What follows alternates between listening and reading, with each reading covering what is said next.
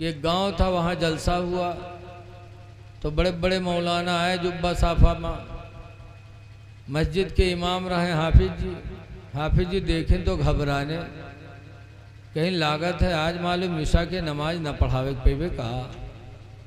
तो गए मस्जिद के सदर साहब पास, कहीं सदर साहब आज ईशा की नमाज को पढ़े, कहीं काहे कोई मामला है कहा। कहीं ना आज बड़े बड़े मौलाना आए जुब्बा साफा बांध के, कहीं तब तो कहीं जितने आए हैं इनमें कोनो का यहाँ 15 सूरत याद हुई, कोई का 20 सूरत याद हुई, बहुत याद हुई, कोई का 25 सूरत याद हुई। और हमरे सीना में तो पूरा कुरान रखा है। तो सदर साहब कहें जब उनका 20 से 25 याद है, तुमका पूरा कुरान याद है तो नमाज आप पढ़िए और को पढ़े। तो हाफिज जी कहीं जाने रहे हो तो कहीं ना हो कि वो मस्जिद में जाओ तो कहा मुफ्ती साहब चलो आ गया। कहीं नहीं हाफिज जी, जब पूरा कुरान तुम्हारे सीने में है तो तुम ही नमाज पढ़िए। अजान हुई, नमाजी पहुँचे मस्जिद में तो हाफिज जी गए मुसल्ला छिदा के बैठ गए। जब नमाज हुई हाफिज जी ने नमाज पढ़ाया और नमाज के बाद सजदे सहू किया। सजदे सहू जानते हैं आप लोग? बोलो भैया कुछ। नमाज में कोई वाजिब छूट जाती है तो आखिर में तहियात के बाद एक सलाम फेरने के बाद 2 सजदा किया जाता, उन्हीं सजदों को सजदे सहू कहा जाता। उससे वाजिब की कमी जो रह गई वो पूरी हो गई। तो सजदे सहू किया। और ईशा में जहरी नमाज होती है, तिलावत इमाम ज़ोर से करता है। तो मौलाना लोगों ने कहा हजरत आपने तो नमाज सही पढ़ाई है, क़िरात भी सही किया, क़िरात में कोई गलती नहीं किया, कोई वाजिब छूटा नहीं, आपने सजदे सहू क्यों किया? तो हाफिज जी ने कहा थोड़ी सी गलती हो गई थी। कहीं थोड़ी गलती, कौन गलती हम लोग नहीं जान पाए? हाफिज जी ने कहा नहीं थोड़ी सी गलती हो गई थी। कहीं अरे बताइए तो कौन सी गलती हो गई? तो हाफिज जी ने कहा जब हम रुकू में गए तो थोड़ी सी हवा निकल गई थी, इसलिए मैंने सजदे सहू किया। मौलाना लोगों ने कहा ला हौल वला कुव्वता इल्ला बिल्लाह। हाफिज जी नमाज भी गई, वजू भी चला गया। हाफिज जी समझिन तनिक हवा खोले से नहीं वजू टूटा थे, ढो से पा दो तब वजू टूटा। हाफिज होने से दीन की तबलीग कम हक नहीं हो सकती। इसीलिए गरीब नवाज ने कहा था अम्मी इजाज़त दे दो मैं आलिम दीन बन जाऊं ताकि रसूलुल्लाह का दीन फैला। आज हम और आप हुजूर सैयदना ख्वाजा गरीब नवाज अली रहमत व रिजवान के निस्बत से इस जलसे में आए हुए हैं। नकीब अहले सुन्नत हजरत हाफिज़ कारी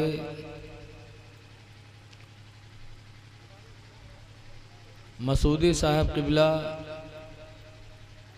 जिन्होंने आपको कई तरह से झंझोड़ा और आप लोगों ने उनकी आवाज़ पे लब्बैक किया।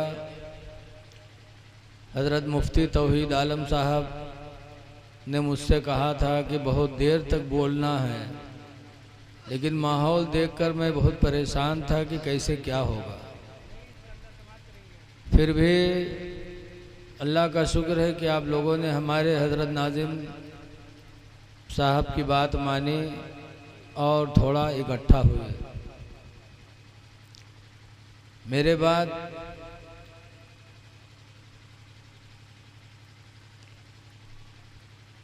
हज़रत अल्लामा मौलाना सुभान रज़ा साहब क़िबला, जो आप ही के गांव के हैं, लेकिन अल्हम्दुलिल्लाह इस वक्त खिताबत के मैदान में बहुत कामयाबी हासिल कर चुके हैं। मेरे बाद उनका बयान आपको सुनना है। अगरचे गांव के हैं लेकिन फिर भी माशाअल्लाह उनका बयान बड़ा अच्छा होता है। और दारुल उलूम भी माशाअल्लाह लड़कियों का बहुत अच्छा चला रहे हैं। अल्लाह उन्हें और हिम्मत अता फरमाए। अज़ीज़म हाफिज़ कारी रिजवान साहब और हज़रत अल्लामा मुफ्ती तौहीद आलम साहब, इन लोगों ने फ़ोन किया, आप लोगों की दावत पर हाज़िरी हुई। देखिए, हम सब के ऊपर एहसान है ख्वाजा गरीब नवाज़ अली रहमत व रिज़वान का, बहुत बड़ा एहसान है। 35 साल से ज़्यादा तकरीर करते हो गए, लेकिन आज तक हमरे तकरीर से यक्को आदमी कलमा पढ़ के मुसलमान नहीं हुआ, एको आदमी ने। और गरीब नवाज के ज़रिए 90 लाख लोगों ने कलमा पढ़ करके इस्लाम को हासिल किया। आज एहसान है गरीब नवाज का, और अपने मोहसिन का शुक्र अदा करना चाहिए। रसूलुल्लाह सल्लल्लाहु अलैहि वसल्लम की भी सुन्नत है। हुजूर कहा करते थे कि सबके एहसान का बदला तो मैंने चुका दिया। जिन लोगों ने सरकार का साथ दिया इस्लाम फैलाने में, हुजूर की मदद की, तो हुजूर फरमाते हैं कि मैंने सबके एहसान का बदला अदा कर दिया सिवाय अबू बकर के, कि अबू बकर के एहसान का बदला मैं न चुका सका। अबू बकर ने सरकार पर तन मन धन सब कुर्बान कर दिया। इसीलिए हजरत अली शेर खुदा रदी अल्लाह ताला अन्हु से पूछा गया था कि अली ये बताओ कि उम्मत मोहम्मदिया में सबसे बड़ा बहादुर कौन है? तो हजरत अली ने कहा था, हुजूर की उम्मत में सबसे बड़े बहादुर हजरत अबू बकर सिद्दीक रदी अल्लाह अन्हु। कहा क्यों? आप तो शेर खुदा हैं, पहलवान अबू बकर को बता रहे हैं। कहा ना, हम पहलवान नहीं हैं, पहलवान तो अबू बकर ही हैं। कहा क्यों?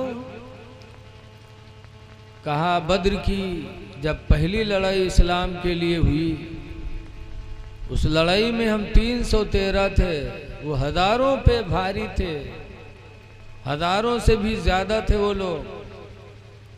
ऐसे माहौल में ऐलान हुआ कि आज जंगे बद्र के मौके पर जब जंग होगी तो उस वक्त रसूलुल्लाह सल्लल्लाहु अलैहि वसल्लम की निगरानी कौन करेगा? हुजूर की हिफाजत कौन करेगा? निगरानी में कौन रहेगा? तो हजरत अली कहते हैं कि इस काम के लिए सबसे पहले हजरत अबू बकर रदी अल्लाह अन्हु आगे बढ़े थे।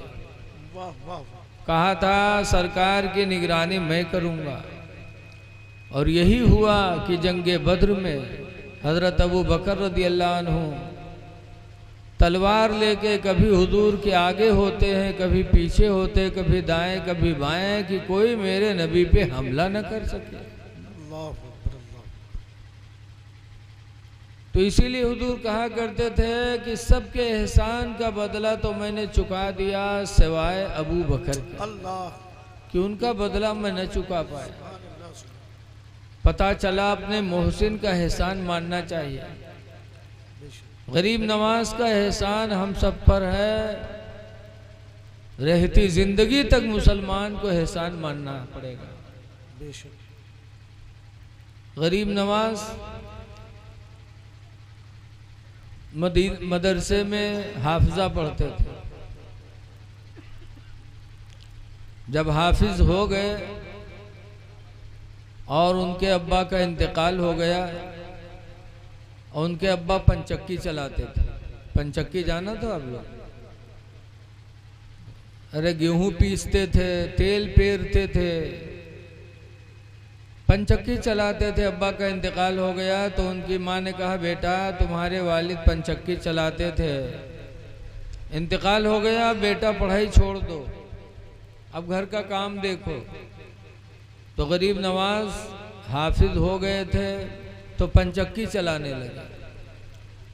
आज अगर कोई मौलवी हाफिज पंचक्की चलावे लगे तो लोग कहे हाँ देखो यही मौलवी मौलाना पढ़े के बाद देखो यही काम रहेगा। बुजुर्गों ने बड़ी मेहनत की कमाई खाई है। पंचक्की चलाने लगे, बाप की वरासत में अंगूर का एक बाग पाए थे, तो बाग की रखवाली कर रहे थे गरीब नवाज। एक दिन एक बुजुर्ग गुजरे, हजरत इब्राहिम कंदोजी। गरीब नवाज को देखा, पहचान गए इब्राहिम कंदोजी। वली को वली ही पहचानता है। इब्राहिम कंदोजी गरीब नवाज के बाग में दाखिल हुए।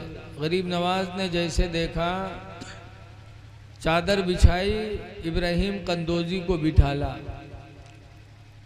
फिर गए अंगूर का एक गुच्छा तोड़ के लाए और धुल के रखा, कहा हुजूर खाइए। पता चला मेहमानों की खिदमत करने का जज्बा भी गरीब नवाज के अंदर मौजूद था। क्यों? ये चीज गरीब नवाज को वरासत में मिली थी। उनके दादा हजरत अली शेर खुदा भी जियाफत को बहुत पसंद करते थे। इसीलिए हजरत अली शेर खुदा रज़ी अल्लाह ताला अन्हु कहा करते थे कि दुनिया की 3 चीज़ें मुझे बड़ी प्यारी हैं। नंबर 1 पर रोज़ा रखना, दूसरे नंबर पर रोज़ा रख करके अल्लाह की राह में जंग लड़ना, और तीसरे नंबर पर मेहमान की खिदमत करना। यह हजरत अली को बहुत पसंद था।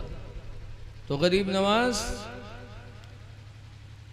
अंगूर का गुच्छा धुल के लाए रखा, का हुजूर खाइए। तो इब्राहिम कंदोजी कहते, बेटा मेरे हाथ कमजोर है, मैं खा नहीं पाता हूँ। तो गरीब नवाज अपने हाथ से अंगूर का दाना तोड़ तोड़ के खिलाने लगे।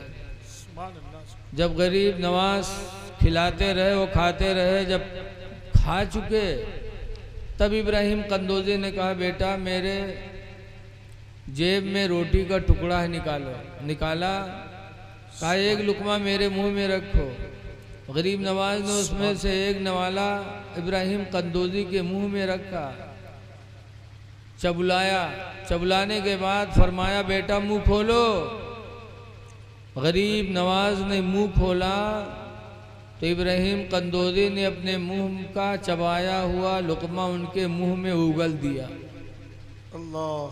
गरीब नवाज ने जब उसको खाया, फरमाते हैं जैसे वो लुकमा पेट में पहुंचा, मेरी दिल की दुनिया बदल गई। वो चले गए। मैं गया, अब्बा अम्मी से कहने लगा, अम्मी अब मुझे इजाज़त दे दो, अल्लाह ने हाफिज़े कुरान बना दिया है, मेरी अम्मी इजाज़त दे दो कि मैं आलिम दीन भी बन जाऊं। इसलिए कि दीन को फैलाने के लिए हाफिज़े कुरान होना काफ़ी नहीं है, आलिम दीन होना ज़रूरी है। मुझे आलिम बनने की इजाज़त दे दो। इसलिए कि हाफिज तो आदमी हो जाता, लेकिन दीन की जानकारी नहीं हो पाती, मसाइल नहीं जानते। इसीलिए मौलाना अब्दुल मुस्तफ़ा आज़मी अलैहि रहमा लिखते हैं कि एक गांव था, वहाँ जलसा हुआ तो बड़े बड़े मौलाना आए, जुब्बा साफा माँ। मस्जिद के इमाम रहे हाफिज जी। हाफिज जी देखें तो घबराने, कहीं लागत है आज मालूम ईशा के नमाज न पढ़ावे पे कहा। तो गए मस्जिद के सदर साहब पास, कहीं सदर साहब आज ईशा की नमाज को पढ़े, कहीं काहे कोई मामला है कहा। कहीं ना आज बड़े बड़े मौलाना आए जुब्बा साफा बांध के, कहीं तब तो कहीं जितने आए हैं इनमें कोनो कहीं 15 सूरत याद हुई, कोई का 20 सूरत याद हुई, बहुत याद हुई, कोई का 25 सूरत याद हुई, और हमरे सीना में तो पूरा कुरान रखा है। तो सदर साहब कहें जब उनका 20 से 25 याद है, तुमका पूरा कुरान याद है, तो नमाज आप पढ़िए और को पढ़े। तो हाफिज जी कहीं जाने रहे हो तो कहीं ना हो कि वो मस्जिद में जाओ तो कहा मुफ्ती साहब चलो आ गया। कहीं नहीं हाफिज जी, जब पूरा कुरान तुम्हारे सीने में है तो तुम ही नमाज पढ़िए। अजान हुई, नमाजी पहुँचे मस्जिद में, तो तो हाफिज जी गए मुसल्ला छिदा के बैठ गए। जब नमाज हुई हाफिज जी ने नमाज पढ़ाया और नमाज के बाद सजदे सहू किया। सजदे सहू जानते हैं आप लोग? बोलो भैया कुछ। नमाज में कोई वाजिब छूट जाती है तो आखिर में तहियात के बाद एक सलाम फेरने के बाद 2 सजदा किया जाता, उन्हीं सजदों को सजदे सहू कहा जाता। उससे वाजिब की कमी जो रह गई वो पूरी हो गई। तो सजदे सहू किया। ऐसा में जहरी नमाज होती है, तिलावत इमाम ज़ोर से करता है। तो मौलाना लोगों ने कहा हजरत आपने तो नमाज सही पढ़ाई है, क़िरात भी सही किया, क़िरात में कोई गलती नहीं किया, कोई वाजिब छूटा नहीं, आपने सजदे सहू क्यों किया? तो हाफिज जी ने कहा थोड़ी सी गलती हो गई थी। लेकिन थोड़ी गलती, कौन गलती हम लोग नहीं जान पाए? हाफिज जी ने कहा नहीं थोड़ी सी गलती हो गई थी। कहीं अरे बताइए तो कौन सी गलती हो गई? तो हाफिज जी ने कहा जब हम रुकू में गए तो थोड़ी सी हवा निकल गई थी, इसलिए मैंने सजदे सहू किया। मौलाना लोगों ने कहा ला हौल वला कुव्वता इल्ला बिल्लाह। हाफिज जी नमाज भी गई, वजू भी चला गया। हाफिज जी समझिन तनिक हवा खोले से नहीं वजू टूटा थे, ढो से पादो तब वजू टूटा। हाफिज होने से दीन की तबलीग कम हक नहीं हो सकती। इसीलिए गरीब नवाज ने कहा था अम्मी इजाज़त दे दो मैं आलिम दीन बन जाऊं ताकि रसूलुल्लाह का दीन फैला सकूं। माँ ने इजाज़त दे दिया। गरीब नवाज गए मदरसे में, आलिम दीन बने। आलिम होने के बाद फिर गरीब नवाज सोचते हैं कि इल्म तो हो गया लेकिन महज इल्म हमको शैतान के फितने से नहीं बचा पाएगा। शैतान से बचने के लिए, शैतान के हमलों से बचने के लिए किसी अल्लाह वाले के दामन की ज़रूरत पड़ेगी, मुरीद होना पड़ेगा। तो मुरीद होने के लिए गरीब नवाज चले अपने पीर की तलाश में। तो गरीब नवाज के पीर कौन थे? हजरत सैयद उस्मान हारूनी। उस्मान हारूनी के पास गए,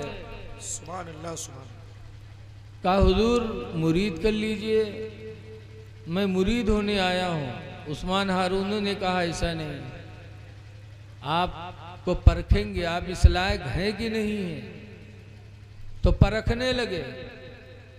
एक दिन गुजरा, हफ्ता गुजरा, साल गुजरा, 2 साल गुजरा, 3 साल गुजरा, ज़माना गुजरता जा रहा है लेकिन उस्मान हारूनी गरीब नवाज को मुरीद नहीं करते, परखते रहे। यहाँ तक कि लिखा है कि 25 साल तक गरीब नवाज पीछे पीछे लगे रहे। 25 साल के बाद तब उस्मान हारूनी ने कहा था मोइनुद्दीन जरा ऊपर देखो। ऊपर देखा, कहा नीचे देखो, नीचे देखा। फिर उस्मान हारूनी ने पूछा मोइनुद्दीन क्या देखा तुमने? तो कहा हुजूर ऊपर देखा तो 7 आसमान नजर आए, अर्श नजर आया, बैतुल मामूर भी देखा, सिदरा भी देखा, सब कुछ देखा। कहा नीचे देखा तो क्या देखा? कहा नीचे देखा तो जमीन का 7 तबक मैंने देखा। सुभान अल्लाह, सुभान अल्लाह। उस्मान हारूनी कहते हैं अब तुम मुरीद होने के लायक हो गया हो। तब जाकर के मुरीद किया। 25 साल के बाद गरीब नवाज को उनके पीर ने मुरीद किया। आवाज पकड़ पकड़ के मुरीद करत है। जलसा मई है पीर साहब तो उनके साथ 3-4 ठो दलाल आई हैं। और पीर तो साहब जानत नहीं है कुछ, बौरा भी लल्ला बैठे रही हैं। दललवे खड़े हो के कही हैं बस दामन पकड़ लियो सीधे जन्नत में ढकेल दे, इनका पकड़ लियो दामन। और पीर साहब बैठिए बफर से वो दललवे रुमाल फैलाए दे हैं, पकड़ो पकड़ो। अब सब मुरीद बैठे हैं, कहाँ पकड़ ले। कोई बरेली से मुरीद है, कोई मारहरा शरीफ से मुरीद है, कोई कछौछा शरीफ से मुरीद है, कोई मसौलियो बिलगिलाम शरीफ से मुरीद है, लेकिन दामन पकड़ा है, पकड़ लो। जरा सोचो कि गरीब नवाज जैसी हस्ती को उनके पीर ने 25 साल तक रगड़ा, 25 साल तक तजर्बा लिया उनका। जब इस लायक पाया तब उस्मान हारूनी ने अपना दामन उनको पकड़ाया। आवाज अल्लाह रहम करे। दलाल जो होते सिर्फ खाए पिए खातिर होते जी। एक हमारी तरफ एक गांव है, वहाँ एक पीर साहब आए, नाम नहीं बताएंगे। उस मिलाद में हम भी गए। हमारे इलाके के बहुत बड़े आलिम हज़रत अल्लामा अब्दुल मुस्तफ़ा साहब क़िबला ख़ान साहब थे। मसलक आला हज़रत के लिए पूरी ज़िंदगी उन्होंने गुजार दी। बहुत बड़े मुजाहिद थे, वो भी थे, तमाम मौलवी मौलाना। तो जब खानक टे मावा तो हमका लोगन के यहाँ बोरिया बिछाई दी, हम लोग बोरिया बैठे और पीर साहब के लिए वो कालीन बिछी, तक दललवा हर वहर बैठे। हमका लोगन पंचायती वाली प्लेट, पहले चलत रहे पंचायत वाली, वो मिली, लगाए दी। और पीर साहब के लिए थाल सज के आवा, तरह तरह के मेवा, तरह तरह के खाने पीर साहब के सामने आवा। क्या एक दस्तरखान पे इस तरह करना जायज़ है? कतान जायज़ नहीं। लेकिन ना मुरीद का एहसास ना पीर का एहसास। पीर इतना बड़ा बेगैरत वहू नहीं बोला। तनिक तनिक हाथ लगने के बाद दललवे सब साफ कही गए। सब खाए पिए खाते साथे लाग रहा था। पीर जो कामिल होता है, मुरीद के ऊपर एक निगाह डालता है तो उसकी जिंदगी में इनकलाब पैदा हो जाता है। देवा शरीफ के हाजी वारिस से पाक हैं। एक आदमी मुरीद होने के लिए गया, कहा हुजूर मैं मुरीद होने आया हूँ, लेकिन एक शर्त है। हाजी साहब चौंके, कहीं नहीं कौन मेरे मुरीद आएगा? कहा थे मुरीद हूँगा लेकिन एक शर्त है। कहा बताओ? कहा जो आप कहोगे। चोरी कहोगे छोड़ना, चोरी छोड़ दूंगा, झूठ बोलना छोड़ दूंगा, सब कुछ करूंगा, लेकिन एक बात आपको मेरी माननी पड़ेगी। हाजी साहब ने कहा वो क्या? कहा सारी बात आपकी मानूंगा, एक बात मेरी आपको मानना पड़ेगा। कहा क्या? कहा मैं बचपन से शराब पीता हूँ, शराबी हूँ, शराब नहीं छूट पाती, इसलिए आपको शराब पीने की इजाज़त देनी पड़ेगी। मेरी शराब न बंद करिएगा, बाकी जो कहोगे हम करेंगे। हाजी वारी से पाक पीरे कामिल थे। उन्होंने कहा बेटा ठीक है, तेरी एक बात मैंने मान लिया, लेकिन तू भी मेरी एक बात मान ले, तुम्हें भी मेरी एक बात माननी पड़ेगी बेटा। कहा बोलो? हाजी वारी से पाक ने कहा तुम शराब पीना मैं तुमको इजाज़त देता हूँ, लेकिन मेरी एक बात मान लो बेटा कि मेरे सामने न पीना, बस। कहा हुजूर इसमें क्या है, आपके सामने नहीं पीऊंगा। बहुत खुश हुआ, मुरीद हो गया। अब मुरीद होने के बाद गया, उससे पहले शराब पीता था तो शर्मिंदगी होती थी कि मैं गुनाह कर रहा हूँ, लेकिन उस दिन सीना तान के गवा कि अब गुनाहों न पड़ी, पीर साहब इजाज़त दे दी। गया शराब के दुकान पर गया, बोतल खरीदी, खरीदने के बाद ढकनी खोली, बड़े शौक से पीने जा रहा था कि हाजी वारिस से पाक सामने आ गए। जब हाजी साहब सामने आ गए तो उठा के फेंक दिया। ये भी चला गया उधर, वो भी चले गए। फिर गया शराब की दुकान पर, फिर खरीदा, और ख़रीदने के बाद सोचा मार्केट में नहीं पीऊँगा, बाज़ार में नहीं पीऊँगा, यहाँ जब सब घूमते हैं, हाजी साहब भी घूमा करते हैं। तो शराब की बोतल लेके बाहर चला गया खेत में, सोचा हियाँ तो नहीं है, और खेत में गया, ढकनी खोला, जा रहा था पीने के, देखा कि हाजी साहब सामने आ गया, तो फेंक दिया। फिर चले गए हाजी साहब, वो भी चला गया। फिर आया शराब की बोतल खरीदा, और कहा अब ना मार्केट में पीऊंगा ना बाहर पीऊंगा, घर में जब बच्चे सो जाएंगे तब दरवाज़ा बंद करके पीऊंगा, तब तो हाजी साहब आए न पहिए हूँ। घर में गया, बच्चे खा पी के लेट गए, सो गए, वो उठा, दरवाज़ा बंद किया, खिड़की बंद किया, चारपाई पे बैठा, शराब की बोतल उठाई और खोला ढकनी को, और खोलने के बाद जैसे पीने चला कि हाजी वारिस पाक फिर सामने आ गए। हजरत ने फरमाया नहीं मानेगा तू, नहीं मानेगा। उसने बोतल फेंकी, हाजी साहब चले आए। सुबह हुई तो हाजी साहब के पास गया, कहने लगा हुजूर मैं तौबा करने आया हूँ, अब शराब भी नहीं पीऊंगा। हुजूर मैं शराब से भी तौबा करने आया हूँ। कहा क्यों नहीं पिएगा बेटा, मैंने मना तो किया है। मना तो किया नहीं है, मेरे सामने न पीना, बाकी पी लेना। तो कहता हुजूर पीऊं तो कहाँ पीऊं, अल्लाह की कोई जमीन ऐसी नहीं जहां आप मौजूद न हो, जहां देखता हूं वहीं आप मौजूद होते हैं, तो पीऊं तो कहाँ पीऊं। इसलिए मैं शराब से भी तौबा करना चाहता हूं। तौबा किया हाजी वारिस पाक के सामने और गुनाहों से महफूज हो गया। जब अल्लाह वाले की नजर पड़ती है, नारे रिसालत, फैजान औलियाए कराम, उनसे गरीब नवाज, फैजान गरीब नवाज। तो पीर कामिल होना चाहिए। गरीब नवाज मुरीद हो गए।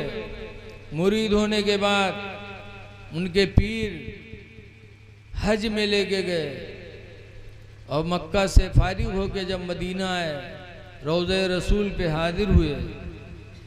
उस्मान हारूनी ने दुआ किया, या रसूल अल्लाह मोइनुद्दीन को आपके यहाँ हाजिर कर दिया हूँ।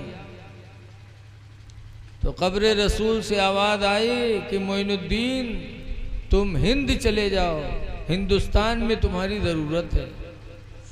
तो गरीब नवाज नबी पाक के हुक्म के मुताबिक हिंदुस्तान आए और इस्लाम की दावत हमको आपको अता किया। गरीब नवाज की ज़िंदगी हमारे लिए तुम्हारे लिए नमूने अमल है। जज़ाकल्लाह। गरीब नवाज आए तो उनके साथ कुछ फ़कीर और थे। आपने सुना होगा कि एक पेड़ के नीचे आके बैठ गए, जिस पेड़ के नीचे राजा के फौज के घोड़े बांधे जाते थे। बैठ गए। जब वो लोग आए तो इनको भगाया, कहा यहाँ आप लोग जाइए यहाँ से बाबा लोग, यहाँ सिपाहियों के घोड़े बांधे जाते हैं। गरीब नवाज ने कहा बेटा अल्लाह की ज़मीन बहुत बड़ी है, कहीं भाई बिठा दो।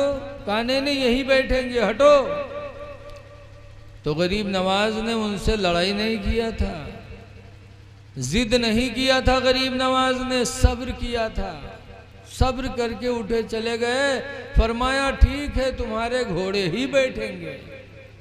ये कह के गरीब नवाज उठे थे कि ठीक है घोड़े तुम्हारे बैठेंगे। और बैठे तो जमीन ने ऐसा चिपका कि फिर घोड़े उठे नहीं। बहुत हाका लोगों ने मारा पीटा, लेकिन जमीन ने घोड़े को नहीं छोड़ा।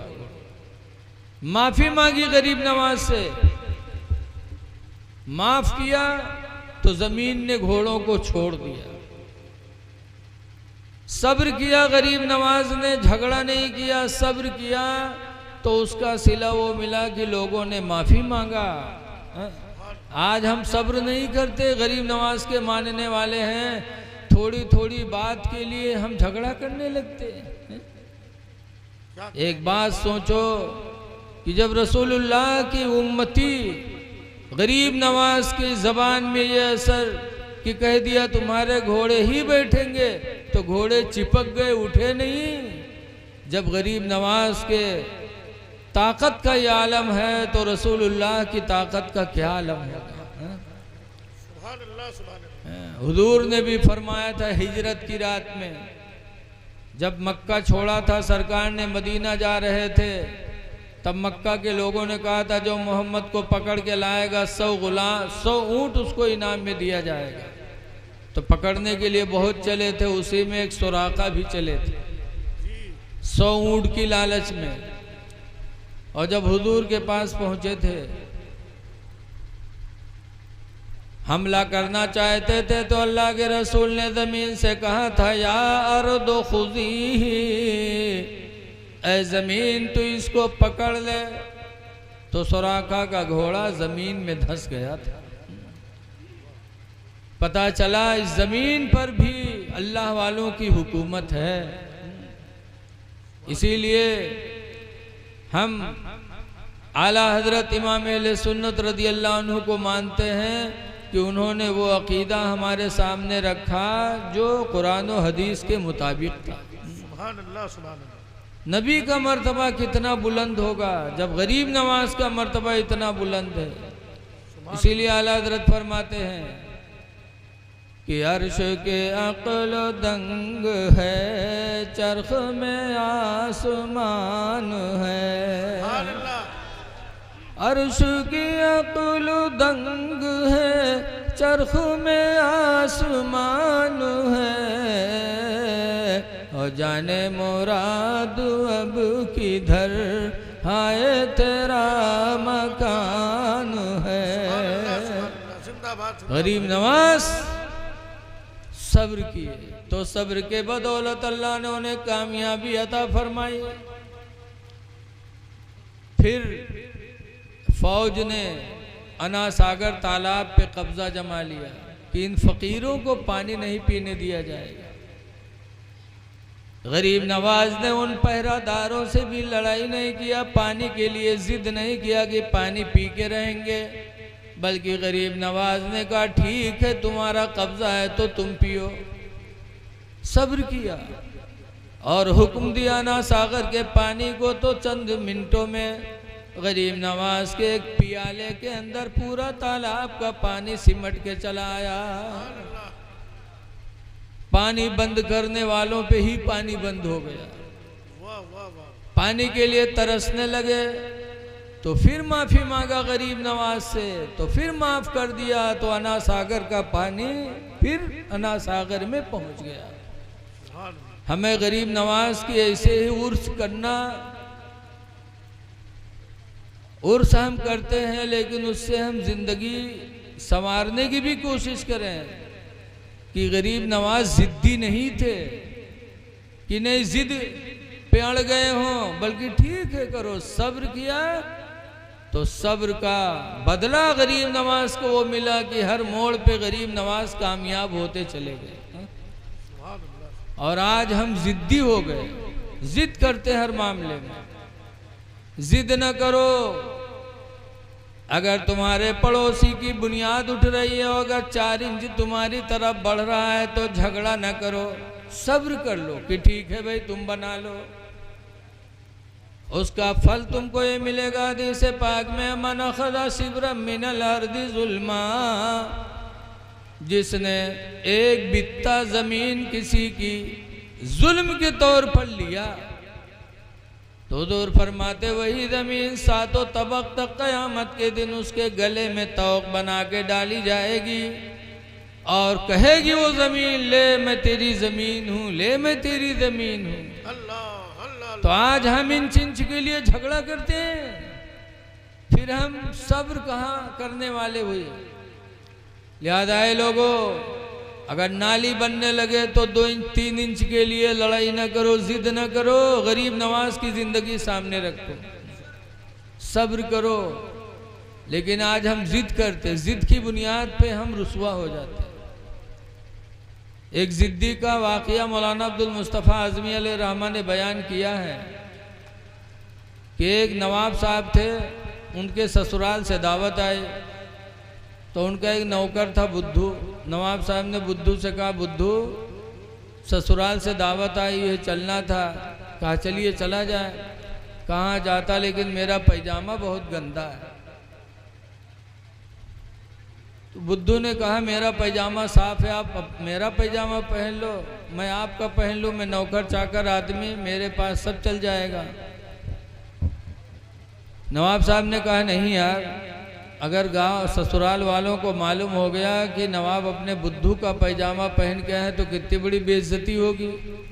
बुद्धू ने कहा पैजामा हमार जब हम ना बताए तो कोई कैसे जानी पहनो। तो नवाब साहब कहें फिर ध्यान रखना, कहना हाँ पहनो, पहना दी सबन पैजामा, और नवाब के पैजामा खुद पहन लिया। ससुराल नवाब साहब पहुँचे तो उनके लिए तो दरवाज़ा खुलेगा, अंदर चले गए, और बुद्धू के लिए चारपाई बरामदा पड़ गए। गांव वालों को पता चला कि नवाब साहब आए हैं, तो कुछ लोग मिलने के लिए आए। जब मिलने आए तो देखा बुद्धू बाहर है। लोगों ने पूछा बुद्धू भाई नवाब साहब कहाँ हैं? तो बुद्धू ने कहा नवाब साहब से मुलाकात करेंगे तो अंदर चले जाओ, और अगर उनके पैजामा से मुलाकात करेंगे तो इधर मुलाकात कर लो। तो लोग चौंके, कहीं नहीं कौन बात, कहीं बात ऐसे है, अगर उनसे मिला है तो अंदर जाओ, उनके पैजामा से मिला है तो इधर मिल लो। अब नवाब साहब बहुत खफा, लेकिन करें क्या बेचारे। जब लोग मुलाकात करके चले गए तो नवाब साहब निकले, डांटने लगे, नालायक तूने मेरी बेइज्जती कर दी। कह रहे मैं भूल गया था, पहली गलती माफ़ कर दो, अल्लाह भी माफ़ करता है। खैर नवाब साहब ने माफ़ कर दिया। फिर कुछ लोग मिलने आए। जब फिर कुछ लोग मिलने आए तो बुद्धू बाहर मिले। लोगों ने कहा बुद्धू भाई नवाब साहब कहाँ हैं? तो बुद्धू ने कहा सुनो, नवाब साहब तो अंदर है, लेकिन एक बात सुन लो पहले। कहीं कहा कहीं नवाब साहब के पास जात तो हो, लेकिन उनसे सब बात पूछो, लेकिन उनसे उनके पैजामा न पूछो कि तुम्हारा पैजामा कहाँ है। कहीं कहा है, कहीं बात ऐसा है, सब बात की हो, उनके पैजामा के बात न की हो। अब नवाब साहब सुनिए फिर बहुत खफा। जब लोग चले गए तो नवाब साहब आए होका गाली दे लगे। कहीं हुजूर मना तो किया था कि पैजामा ना पूछो। कहते हट नालायक, फिर पैजामा रट रहा है। आपकी माफ़ कर दो सरकार, अब पैजामे का नाम जबान पे नहीं आएगा। खैर माफ़ कर दिया। फिर कुछ लोग मिलने आए। जब मिलने आए तो उन लोगों ने देखा तो पूछा बुद्धू भाई नवाब साहब कहाँ हैं? बुद्धू एक चुप, हजार चुप। लोगों ने फिर कहा बुद्धुआ बोल न रे, नवाब साहब कहाँ हैं? वो फिर चुप। फिर लोग डांटे, कहने बताओ ना कहाँ है रे? तब सर उठा इसके, मैं क्या जानूं नवाब साहब कहाँ हैं? जब उनका पैजामा नहीं बता सकता हूँ तो उनको कैसे बता सकता हूँ? नवाब साहब निकले होगा मार के भगाएंगे। जिद कर लिया था कि पैजामा बता के रहूंगा, तो मारा भी गया, नौकरी भी चली गई। ऐ लोगो जिद न करो, सब्र अल्लाह अल्लाह के रसूल ने हम ही तुम्ही को करने के लिए कहा। सब्र करोगे कामयाब रहोगे। करबला वालों से भी हमें सब्र मिलता है। हजरत इमाम ज़ैनुल आबिदीन करबला में अपने अब्बा के साथ थे। 10 मुहर्रम को जब इमाम हुसैन की शहादत हुई तो इमाम हुसैन को शहीद करने के बाद मालिक बिन सिनान बड़ा बदनसीब यजीदी था। इमाम हुसैन की लाश पे उसने घोड़ा दौड़ाया। भैया इको तो नहीं चला रहे, इको बंद कर दो। इमाम हुसैन की शहादत के बाद उनकी लाश पे मालिक बिन सिनान ने घोड़ा दौड़ाया। लाश की बेहुरमती की इमाम ज़ैनुल आबिदीन देख रहे थे, लेकिन सब्र किए बैठे थे। फिर मदीना आए। मदीना से हज करने के लिए गए तो खाने काबा का तवाफ़ कर रहे थे इमाम ज़ैनुल आबिदीन। उसी तवाफ़ में मालिक बिन सिनान से मुलाकात हो गई, जिसने उनके अब्बा की लाश पे घोड़ा दौड़ाया था। मुलाकात हो गई तो मालिक बिन सिनान ने इमाम ज़ैनुल आबिदीन से कहा, ज़ैनुल आबिदीन मैं भूखा हूँ, मुझे खाना खिला सकते हो? कहा हाँ। लेके गए, खीमे पे खाना खिलाया। जब खा लिया तो कहा मैं आराम करना चाहता हूँ। कहा आराम करो। आराम किया, फिर शाम हुई, फिर इमाम ज़ैनुल आबिदीन ने खाना खिलाया। दूसरे दिन फिर वहीं टिका रहा। 3 दिन तक बराबर इमाम ज़ैनुल आबिदीन के खीमे में ठहरा रहा और इमाम ज़ैनुल आबिदीन उसकी खिदमत करते रहे।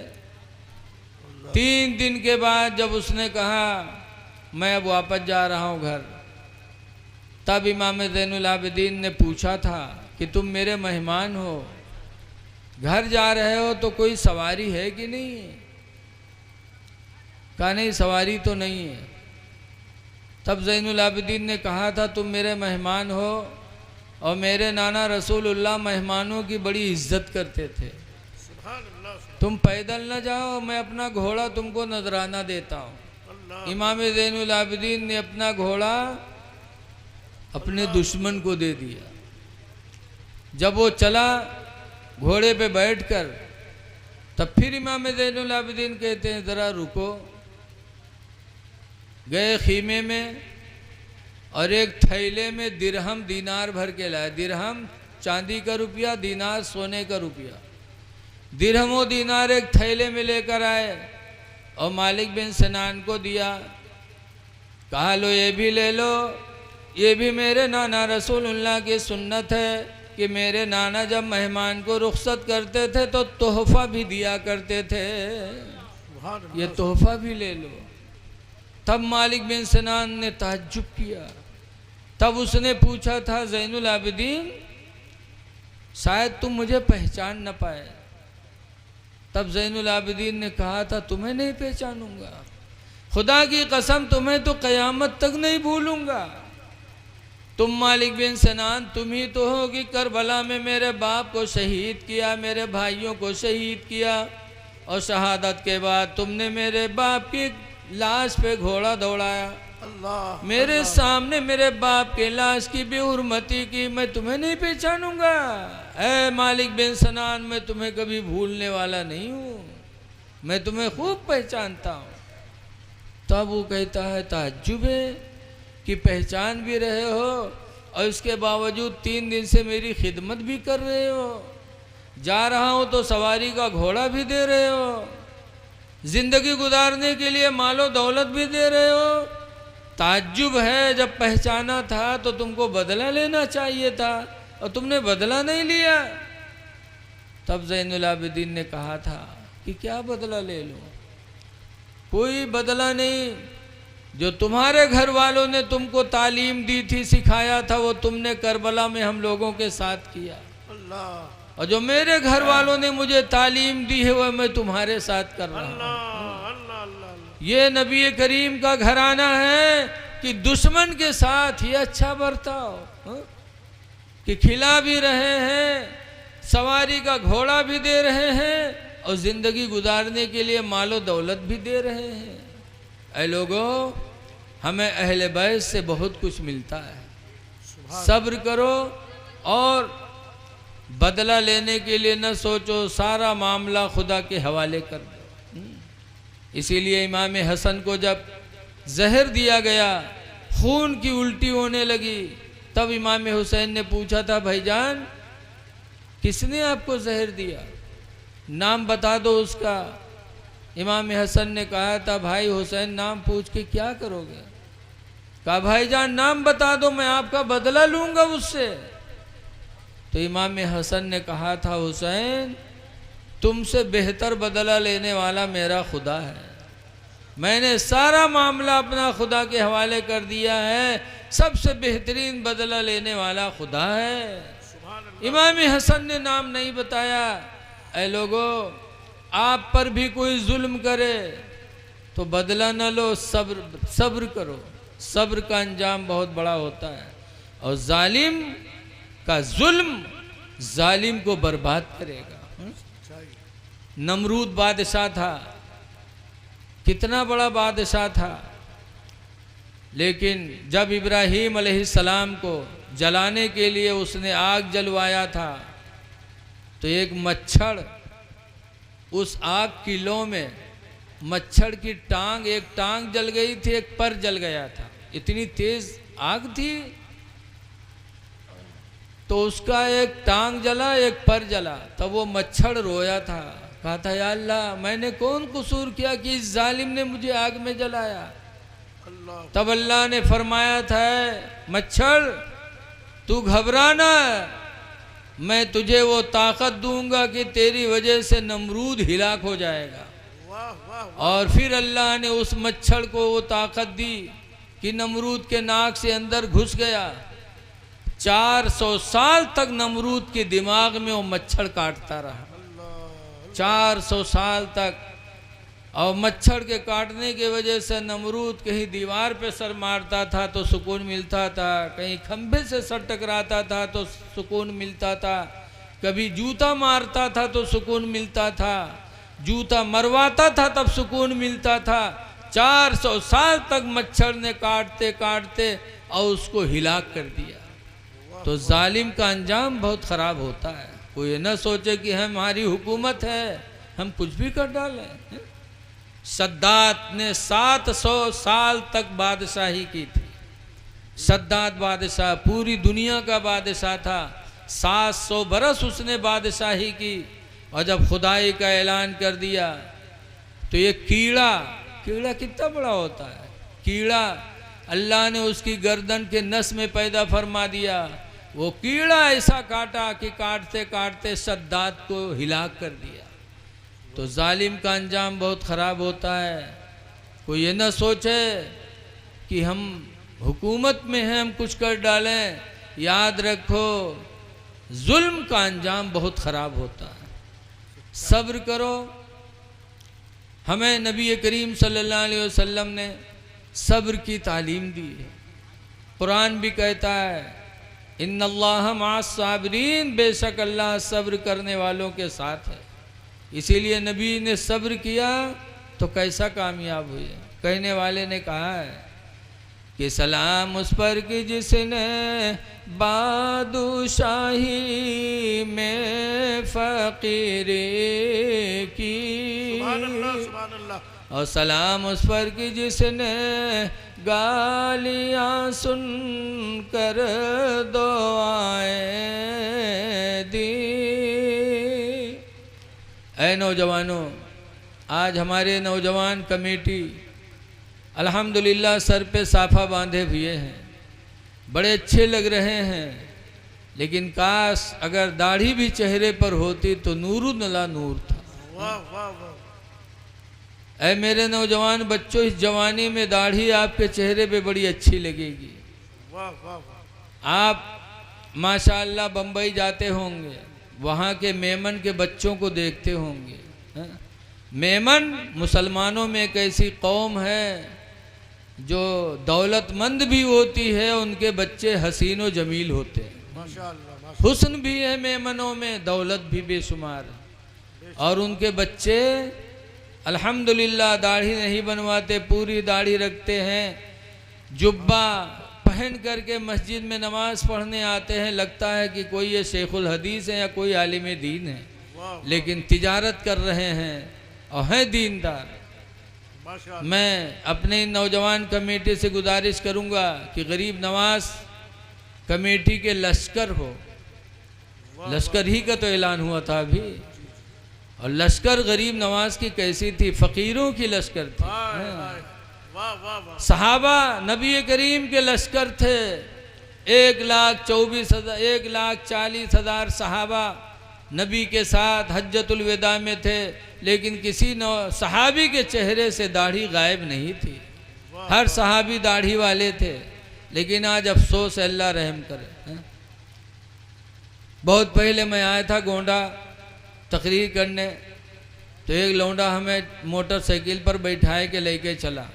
हम पीछे बैठे तो के काने पर निगाह पड़ गए, तो काने में के भुरकी लटकत रहा है। तो हम पकड़े नम के न्यू का पहने हैं रे। तो कहा तेरे मौलाना साहब बम्बई में रहन शौक में छदाई लिया रहा है तो पहन लिया रहा है। तो हम कहा नकवो छदाई ली थी, बुलाका पहन ली थी। बुलाका कहे नहीं पहने रे। तो कहते मौलाना तुम तो अजीब आदमी है। हम कहें अजीब का, जब तेरे शौक ला रहा है बुंदा पहने तो बुलाको पहन ली थी। आज हमारे नौजवानों का हाल अजीब है। कल की औरतें बेवा होती थीं, मर्द मरता था, औरत बेवा होती थी तो चूड़ी उतार के कल की औरतें कंगन पहनती थी। क्यों? ताकि निशानी है कि औरत बेवा हो गई। अब आज हमारे बहुत से नौजवान कंगन पहने घूमत हैं, अल्लाह जाने ही कब से बेवा हो गए हैं। को मरी गए इनके तो ही बेवा बने टहरत हैं, कंगन पहने हैं। ऐ मेरे नौजवान बच्चों, ज़रा सहाबा की ज़िंदगी तो देखो। रसूलुल्लाह सल्लल्लाहु अलैहि वसल्लम एक दिन जा रहे थे, उधर से एक मुसलमान आ रहे थे, उनके उंगली में सोने की अंगूठी थी। सरकार ने देखा तो उनकी उंगली से अंगूठी को खींचकर मेरे नबी ने फेंक दिया। फरमाया कि जहन्नम की आग अपने लिए हलाल कर रहा है, सोना मर्दों के लिए पहनना हराम है। अल्लाह अकबर, अल्लाह। ये कह के हुजूर आगे बढ़ गए। जब बढ़ गए तो हमरे जैसे कुछ लोग उठी बटुरे, कहीं ठीक है उठाए लो और ले जाओ, ना पहनो लेकिन उठाए लो, अपना ले जाओ घरे। तो मुसलमान ने कहा कि जिस चीज़ को मेरे नबी ने फेंका हो, हम मुसलमान हो कि उसमें हाथ लगाएंगे? खुदा की कसम उसको हम छू नहीं सकते जिसको मेरे पैगंबर ने अपने हाथों से फेंक दिया हो। ये जज्बा था मुसलमानों का। और आज हम अपने आप को दीन से दूर किए हैं। ऐ मेरे नौजवान बच्चों, ये जवानी की इबादत खुदा को बहुत पसंद है। हदीस पाक में नबी हुरैरा क़ाला क़ाला रसूलुल्लाह सल्लल्लाहु अलैहि वसल्लम, हज़रत अबू हुरैरा से रवायत है, फरमाते हैं हुज़ूर, सबअतु रिजालिन, 7 लोग ऐसे हैं, युज़िल्लुहुमुल्लाहु फ़ी ज़िल्लिही यौमल क़ियामा, कि क़यामत के दिन अल्लाह ताला उन 7 लोगों पर अपनी रहमत का साया डालेगा। कौन कौन? नंबर 1 पर हुज़ूर ने फरमाया, इमामुन आदिलुन, इंसाफ करने वाला हाकिम। अल्लाह कोई वोहदा दे दे, चाहे वो प्रधानी का हो, चाहे जज का हो, चाहे पुलिस का हो, चाहे मंत्री का हो, अल्लाह कोई ओहदा दे दे और उस ओहदे में आदमी इंसाफ का काम करे, इंसाफ की बोली बोले, तो इंसाफ करने वाले को क़यामत के दिन अल्लाह अपनी रहमत का साया अता करेगा। उसमें हिंदू मुस्लिम न देखो कि हिंदू ही कि मुसलमान है, अमीर व गरीब भी न देखो, अपना पराया न देखो, बल्कि इंसाफ की बोली बोलो। इंसाफ वो नेकी है कि इंसाफ करने वालों के बारे में लिखा है हदीस पाक में, हुज़ूर फरमाते, अल मुक़सितून यौमल क़यामा, इंसाफ करने वाले लोग क़यामत के दिन अला मनाबिर मिन नूरिन, नूर के मिंबरों में से एक मिंबर पर होंगे। सुभान अल्लाह। जैसे आज ये लकड़ी का मिंबर हमारे मुफ्ती तौहीद आलम साहब ने बनाया, माशाअल्लाह इनके वालिद खुश नसीब हैं जो अपने बच्चे को एक बहुत बड़े इदारे, जामिया इस्लामिया रौनाही, मुल्क का बहुत बड़ा इदारा है, जहाँ से पढ़ने वाले विदेश में, हिंदुस्तान में माशाअल्लाह मज़हब व मसलक का काम कर रहे हैं। बहुत बड़ा इदारा है, वहाँ से अपने बच्चे को ये मुफ्ती बना रहे हैं, शायद बन भी चुके हैं। अल्लाह ताला और मज़ीद तरक्की अता फरमाए। तो इंसाफ करने वाले, इंसाफ करो, हिंदू मुस्लिम न देखो। दूसरे नंबर पर सरकार ने फरमाया, रजुलुन शाबन शाफी इबादतिल्लाह, उस नौजवान को अल्लाह अपनी इबादत रहमत का साया अता फरमाएगा जिसकी जवानी खुदा की इबादत में परवरिश पाए। जवानी में इबादत करे, जवानी में इबादत करने वाले को अल्लाह क़यामत के दिन अपनी रहमत का साया अता करेगा।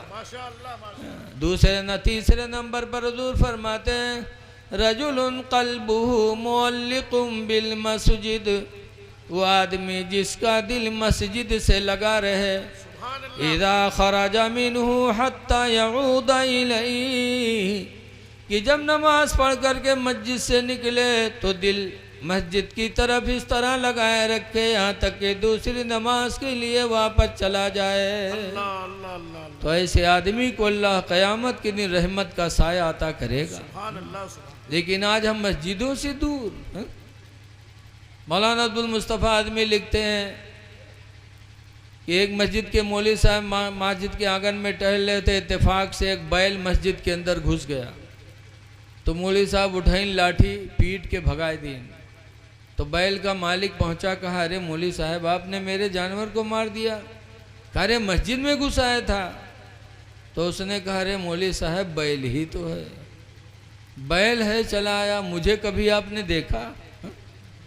मैं भी कभी आया? वो तो बैल था ना समझता चला आया।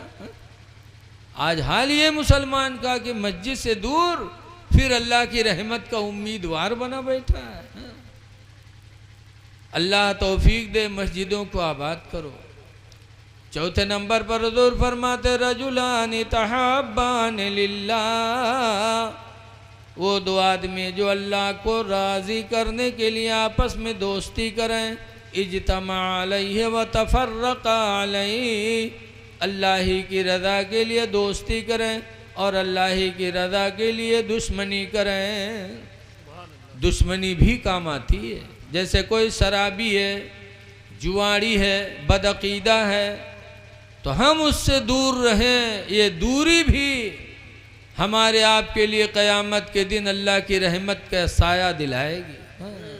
इसलिए लोगों दोस्ती भी हो खुदा के लिए, दुश्मनी भी हो खुदा के लिए। पांचवें नंबर पर हुज़ूर फरमाते रजुलुन ज़करल्लाह खालियन फफादत ऐना,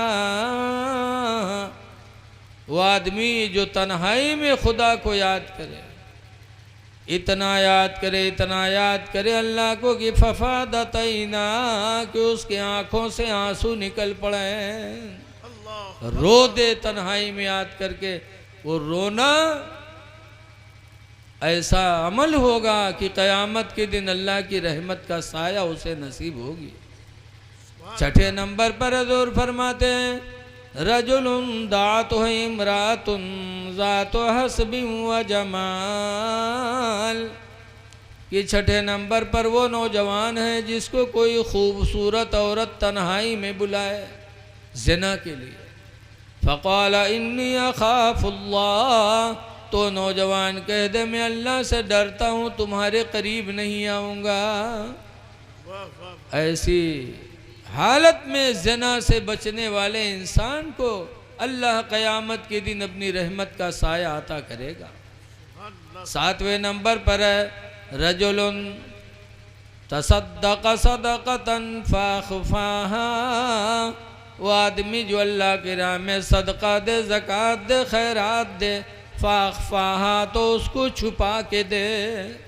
इतना छुपाए, इतना छुपाए कि हत्ता ला तालम शिमालुहु मा तुनफ़िक़ु यमीनु, इतना छुपाए कि बाएं को पता न चले कि दाहिने ने खुदा की राह में क्या दे दिया। तो ऐ नौजवानों, जवानी में खुदा को राज़ी कर लो, खुदा जाने बुढ़ापा हमको तुमको मिले कि न मिले। आज हम और आप गरीब नवाज के जलसे में बैठे हैं। दो बात और सुन लीजिए, उसके बाद फिर इंशाअल्लाह अगली तकरीर आपको सुननी है और अज़ीज़म हाफिज़ फैसल रब्बानी सल्लल्लाहु की मुतरन्निम आवाज़ में आपको नाते मुस्तफ़ा भी सुननी है। देखिए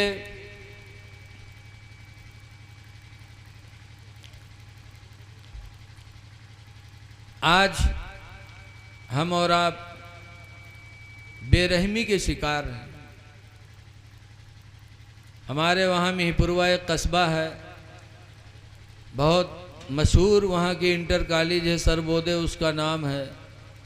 वहाँ के एक लेक्चरार हैं हाजी अब्दुल रशीद साहब, तो रिटायर हो गए। जुमा के दिन मुलाकात हुई तो उन्होंने मुझसे कहा मौलाना साहब मेरे दिल में रह रह के एक बात आती है। हमने कहा क्या? तो कहा मैंने एक शेर लिखा है कि पंडा से पूछा, मस्जिद के मुल्ला से पूछा, मदरसों से पूछा, कॉलेजों से पूछा, ऐसे वो पूरी लंबी लिस्ट सुनाने लगे कि सब कुछ तो है, लेकिन ये बताओ इंसानियत कहाँ चली गई? अल्लाह इंसानियत कहाँ है? आज हम में इंसानियत खत्म हो गई। चाहिए। संभल के मुसलमान तड़प रहे हैं, फिलिस्तीन के मुसलमान पे बमबारी हो रही है, और हम में तुम में शादी होती है तो रंडी का नाच नचा रहे हैं, डीजे लगा रहे हैं। गैरत कहाँ चली गई? इंसानियत कहाँ रह गई? वो भी तो तुम्हारे भाई हैं, अल्लाह जिनके घर गिराए जा रहे हैं, जिनके बच्चों को पानी पीने का नहीं मिलता, खाने को नहीं मिलता, अस्पताल में दवा नहीं है, क्या सूरत हाल है उनकी, और आप रंडी का नाच नचा रहे हैं, डीजे नचवा रहे हैं शादी ब्याह में। ये इंसानियत कहाँ है? हा? अल्लाह अकबर। कि एक रो रहा है, एक हंस रहा है। ऐ लोगों, अब तो गुनाहों से बचो, कम से कम अपने भाइयों की मुसीबत तो देखो अल्लाह कि उन पर कितनी मुसीबत है। हमारे यहाँ रत जगह है तो मेहरुए ढोल बजा रही है, रात भर गाना गा रही है, और ऐसी झूठिन, अल्लाह की लानत, रात भर झूठ बात बकी है। अरे औलाद जवान हुई थी, अल्लाह ने निकाह का मौका दिया था, तो माँ बहनों को उस रात तो शुक्राने की नमाज पढ़नी चाहिए वाह वाह कि अल्लाह तेरा शुक्र है कि तूने मुझे औलाद दिया, चाहता तो बचपन में मौत दे देता, लेकिन तूने जवानी अता फरमाई। अल्लाह आज निकाह का वक्त है, हम तेरा शुक्र अदा करते हैं, 10 रकात नफली नमाज पढ़ लेती हैं। लेकिन उठाइए ढोलक कहीं है, सोने के थाला में जौना परोसे, सोने के थाला में है, कितनी बड़ी झुट्टी नहीं है। सोने का थाला बताओ, थाला कितना बड़ा होता है? इतना बड़ा होता है, सोने की एक बुंदा नहीं नसीब होते, और थाला में है जौना परोसा, तो जौना का हम बुढ़ा के आज तक नहीं जान पाओ।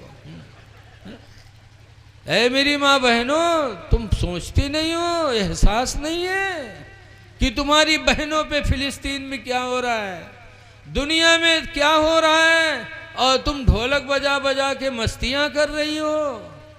इंसानियत कहाँ है? इंसानियत को ढूंढो। हमारे अंदर रहम मरवत कहाँ चली गई है? हमारे बुजुर्गों ने, हमारे नबी ने हमको क्या तालीम दी है? इसलिए आप हजरात से गुजारिश है, इंसानियत पैदा करो।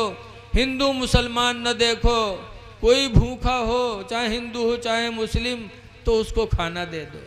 कोई बीमार है, इलाज के लिए पैसा नहीं, तो उसकी मदद कर दो। हिंदू मुस्लिम न देखो। कोई बेघर है, उसके घर में सहारा बन जाओ। इंसानियत पैदा करो। ये सोचो कि हमारे बाप आदम की ये भी औलाद है। रहम मरवत पैदा करो। और आज हम अपने माँ बाप के साथ अच्छा बर्ताव नहीं कर पाते, जबकि सबसे ज़्यादा एहसान का हक अल्लाह ताला ने माँ बाप का बताया। साहबे किराम ने पूछा था, मन अहक़्क़ु बिहुस्न सहाबती, अल्लाह के रसूल मेरे एहसान का सबसे ज़्यादा हकदार कौन? तो सरकार ने माँ बाप को बताया था। कुरान हकीम में भी अल्लाह ने एक दफ़ा नहीं, 2 दफ़ा नहीं, 17 मरतबा अल्लाह ने फरमाया कुरान में कि माँ बाप के साथ एहसान करो। लेकिन आज हम माँ बाप को भुलाए बैठे हैं। और याद रखो, अभी हमारे हज़रत मसूदी साहब किबला बता रहे थे रफ़ीक़ मिल्लत हज़रत सैयद नजीब हैदर हसन मियाँ किबला के बारे में। वो हर साल उर्स कासमी में ऐलान करते हैं कि लाखों की तादाद में आने वाले मुरीदों, तुम इसलिए आए हो कि हमारा पीर हमको बख्शवा लेगा। फरमाते खुदा की कसम, जब तक तुम्हारे माँ बाप राज़ी नहीं होंगे, तुम्हारा पीर तुम्हारे काम नहीं आ पाएगा। पहले माँ बाप को राज़ी करो। माँ बाप राज़ी तो खुदा राज़ी। इसीलिए हुज़ूर फरमाते हैं, रज़ाउर रब्बि फ़ी रज़ाइल वालिदैन, अल्लाह की रज़ा माँ बाप की रज़ा में है। इसलिए गुजारिश है, माँ बाप के साथ अच्छा बर्ताव करो। और दूसरी गुजारिश ये है कि औरतों के साथ भी अच्छा सलूक करो। हदीस पाक में है, अन अबी हुरैरा क़ाला क़ाला रसूलुल्लाह, हज़रत अबू हुरैरा से रवायत है, फरमाते अल्लाह के रसूल ने इरशाद फरमाया, अस्तौसू बिन्निसाई खैरा, ऐ मेरे उम्मतियों, मैं तुमको वसीयत करता हूँ कि औरतों के साथ भलाई करो। सुभान अल्लाह सुभान जुल्म न करो औरतों पर। क्यों? फ़इन्नहुन्ना खुलिक़ना मिन दिलइन, इसलिए कि ये टेढ़ी हड्डी से बनाई गई हैं, पसली की हड्डी से बनाई गई। पसली की हड्डी टेढ़ी होती है, तो हुज़ूर फरमाते हड्डी टेढ़ी टेढ़ी रहेगी, सीधी नहीं हो पाएगी। टेढ़ी हड्डी को सीधी करोगे हड्डी टूट जाएगी। ऐसी औरतें हैं टेढ़ी हड्डी से बनी हैं, ये ज़िंदगी भर टेढ़ी रहेंगी। इनको सीधी न करो, सीधी ज़्यादा करोगी तो तलाक ले लेंगे, लेकिन ये सीधी नहीं होंगी। इसलिए औरतों का भी लिहाज रखो, बात बात पे तलाक न दो। हुजूर के निकाह में 11 बीबियाँ थीं, लेकिन हुजूर ने 11 में से किसी को भी न तलाक़ मुग़ल्लज़ा दिया, न तलाक़ बाइन दिया। और तुम उनके उम्मती हो करके एक औरत में। सुलेमान अलैहिस्सलाम के निकाह में 100 बीवियाँ रहीं और 100 का थाम है रहा है, और यहाँ एक बीवी में यह मामला गड़बड़ है। एक कहने थाम मिलत है, उका कहा यहाँ रहो तो बाहर जाते हैं। अब हो गया लतीफ़ा। इसलिए आप हजरात से गुजारिश है कि इंसानियत का ख्याल करो, एक दूसरे के साथ अच्छा बर्ताव करो और नमाज़ों की पाबंदी करो। नमाज एक ऐसी इबादत है कि दुनिया में भी तुम्हें बलाओं से बचाएगी, और नमाज ही के ज़रिए अल्लाह तुमसे राज़ी होगा। आज हम गैरों के बारे में शिकवा शिकायत करते हैं कि वो हमारे इबादत खाना को ढाते हैं। ढा हम भी तो रहे हैं, नमाज छोड़कर इबादत खाने को ढा रहे हैं। अल्लाह के नबी फरमाते हैं सलातो इमादुद्दीन, नमाज दीन का खंबा है। फमन अकामा फ़क़द अकामद्दीन, तो जिसने नमाज पढ़ा उसने दीन का खंबा गाड़ा। वमन तरकहा फ़क़द हदमद्दीन, और जिसने नमाज छोड़ा उसने दीन को ढा दिया। नमाज़ें पढ़ो, पढ़ोगे दुनिया में भी इंशाअल्लाह बाइज्जत रहोगे। हमने तो बहुत करीब से देखा, हमारा गांव खन्नापुरवा है। अक्सर लोग जंगल के दायरे लकड़ी काटते हैं, मारे जाते हैं, पकड़े जाते हैं, फिर काटते हैं। एक दफ़ा 3 आदमी पकड़े गए हमारे गांव के, पुलिस पकड़ के लेके गए रुपईडीहा थाने में, बंद की। दरोगा जी आए, चाय वाय पी के थे, पट्टा उठाए, जब पीटे चले तो तीनों ठोरे बैठे रहे। तो मैं एक बहुत होशियार रहे, बहुत झट से उठाओ नियत बांध दी। अब 2 ठोर से धक्के बैठे रह गए। दरोगा जी उन पर जुट गए, उनका दोनों मारिन। जब उकेलंग बढ़े वह फिर उठा, झप से नियत बांध लिए। तो दरोगा जी लौट आए, फिर उन दोनों मारिन। उनका दोनों मारे, जब उके लग जाए तो उके नियतें नहीं टूटे, सलाम फेरे के फिर बांधे ठाड़। घंटाहन गुजर गया, उके नमाज नहीं पुरियान। जब तक के गांव से रुपया पहुंच गया, दरोगा जी रुपया पाए के छोड़ दी। जब छोड़ी नु तीनों गांव में आए तो दोनों का गरियावें कहीं सार कब के नमाजी हो कर आए हो। इके सारे घंटाहन नमाजें नहीं खत्म है, कम से कम थोड़ी देरी का मरती तब तक तो हम लोग सहुताए ली।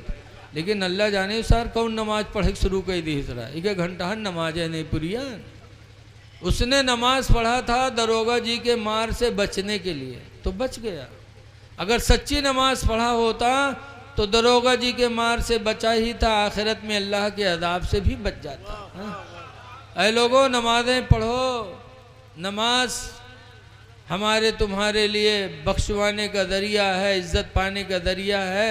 अल्लाह कितना रहीम व करीम है कि अल्लाह के नबी फरमाते हैं, मन सल्ला सलातल इशाए बिल जमाती, जिसने नमाज ईशा जमात से पढ़ा, फ़कान्नमा कामा कुल निस्फल लैल, तो गोया कि उसने आधी रात तक इबादत किया। व मन सल्ला सलातल फजरी बिल जमाअती, और जिसने नमाज फजर सुबह उठ के जमात से पढ़ लिया, फ़कान्नमा कामा कुल्लल लैल, तो उसने गोया कि पूरी पूरी रात इबादत किया। इसलिए नमाज़ें पढ़ो और अल्लाह दे तो अल्लाह की राह में सदका खैरात करते रहो। लेकिन आज हम लोगों के ईमान बड़े कमज़ोर हैं। एक मौलाना साहब जलसा बयान की, इनकी भाइयों अल्लाह के नाम पर सदका करोगे, 1 दोगे तो 10 पाओगे, 1 दोगे 10 पाओगे। एक आदमी सोचिस कि यार सबसे बढ़िया धंधा तो यह है जो मौलवी बताओ थे हो, अत्ता कोनो फायदा धंधम कोनो धंधम कोई फायदा न होई। बउठा एक आदमी हो मौलवी का 1 रुपया पकड़ाए दी, सुबह गवा तो घरे इंतजार करे कि अब भाई 10 का नोट है, मौलाना कहीं ना 1 दे हो 10 पई हो, पूरा दिन इंतजार के ही 10 का नोट नहीं आवा। तब मौलवी पर खौरियान कही अच्छा चूतिया बनाए हमसे 1 रुपया ठग लिए, कहा तरा 1 दे हो 10 पई हो कब पे लिए। अल्लाह मर्जी सुबह होते होते उसका 25 हो गए। जब 25 हो गए तो खेतवा में गोवा झाड़ा फिर है। जब हुआ पहुंचा तो देखी सत्ता बड़ा पर्स पड़ा, तो पर्सिया उठाई तो मैं 10 के नोट पैस। तब मौलवी पर खौरियान कैसी मौलवी मसला बताओ था लेकिन पूरा नहीं बताओ था। आवा गवा मौलवी थे कहीं मौलवी मसला बताओ करो तो पूरा बताओ करो, अधूरा न बताओ करो। कहीं काब हुआ हो, कहीं कल तुम मसला बता रहा हो कि अल्लाह के नाम पर 1 दोगे तो 10 पाओगे, कहाँ बतावा तो रहा है। कहीं नहीं अधूरा ना सुना करो, पूरा मसला बताओ करो। कहीं पूरा क्या कहा, पूरा बताए होते कि 1 दोगे 25 आएगी तो 10 पाओगे, तुमने 25 बताया ही नहीं, ऐसे ऐसे बैलहा चले आवत हैं जलसा में ही। हाँ, अल्लाह ताला हमको आपको सही समझ अता फरमाए। खुश नसीब हैं वो लोग जो अपने माल को अल्लाह के नाम पर सदका करते हैं। अल्लाह ताला हमको आपको नमाज रोज़ा का पाबंद बनाए और गरीब नवाज के फयूद व बरक़ात से अल्लाह ताला हम सबको माला माल फरमाए। अस्सलामु अलैकुम व रहमतुल्लाहि व बरकातुहू। सुभान अल्लाह माशाअल्लाह। आप हजरात बैठे बैठे 10 मिनट बैठ जाएं, 10 मिनट। हजरात चूंकि वक्त बिल्कुल नहीं है और हमारे मेहमान शायर हजरत कारी फैसल रब्बानी बहराइच शरीफ मिंबर शरीफ पर तशरीफ फरमा है। ए बाबू बैठ जाओ, 10 मिनट बैठ जाओ यार, इधर आ जाओ, इधर हमें इधर बैठ जाओ यार, 10 मिनट बैठ जाओ। अभी जो गए हैं इंशाअल्लाह वो भी आ जाएंगे और जो बिस्तर पर चले गए होंगे कैसे आएंगे। बहरहाल कमेटी वालों से गुजारिश है कि वो लोग आकर के बैठ जाएं। आप लोग अपने साथियों को ज़रूर बुला लीजिए। हजरात आइए बिला ताखीर हिंदुस्तान को उस मसरूफ़ और मकबूल सनाखा शायर इस्लाम हजरत कारी फैसल रब्बानी साहब जिन्हें पूरे इंडिया में अल्हम्दुलिल्लाह एतमाद का दर्जा हासिल है, तो मैं चाहता हूं कि अब उस अबकरी आवाज़ को आपकी समातों के हवाले कर दूं। दिल की गहराई से जिनके यहाँ फ़िक्र ये है, सोच ये है, सीमो ज़र रखता हूँ न जाहो हशम रखता हूँ, अपने सीने में गमे शाहे उमम रखता हूँ।